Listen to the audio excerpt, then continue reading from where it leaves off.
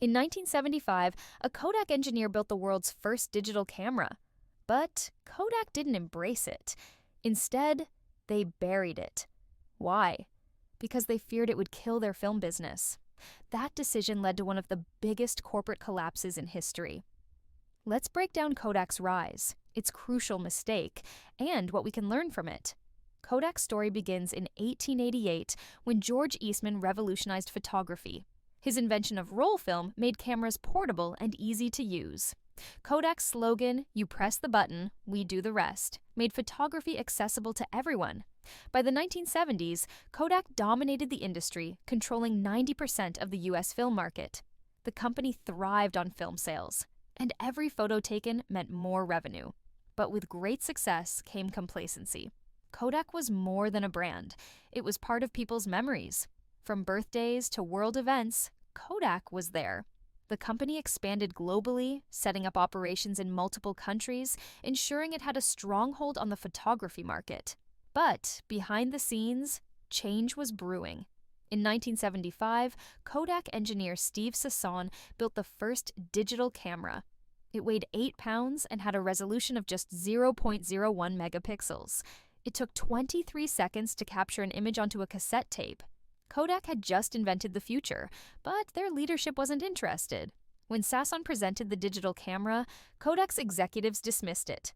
They feared it would cannibalize their lucrative film sales. Their mindset: why disrupt a business that was making billions? So they shelved the technology and focused on film, believing that digital wouldn't take off anytime soon.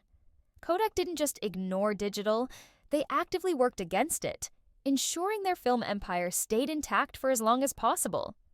But technology doesn't wait. While Kodak hesitated, Sony saw an opportunity.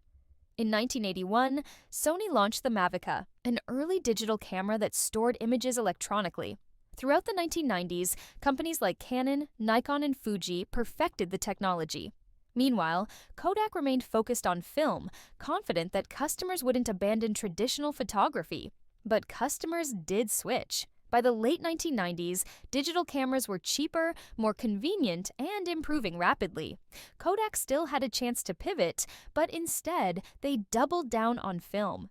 They had the technology first, but they let their competitors lead the revolution. Kodak's leadership underestimated just how quickly consumer behavior was changing. As digital cameras became more popular, film sales started declining. Realizing their mistake, Kodak entered the digital camera market in the early 2000s. Their cameras were well received, but there was a problem. Digital cameras had razor-thin profit margins, unlike film sales. Kodak's entire business model was based on selling film, and now that revenue was disappearing. Then came the knockout punch: smartphones. The first iPhone launched in 2007, and within a few years, everyone had a camera in their pocket. Digital cameras became obsolete, and Kodak's late entry into the market wasn't enough to save them. Kodak's struggle wasn't just about digital cameras, it was about how people consumed photography. Social media and instant sharing changed everything. People didn't just want to take pictures, they wanted to share them instantly. By 2012, Kodak was out of options. The company filed for bankruptcy, selling off patents and restructuring its business.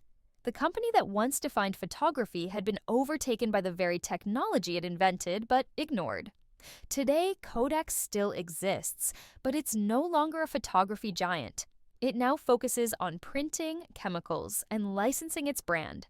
But its days of dominance are long gone. Once worth billions, Kodak is now a fraction of its former self.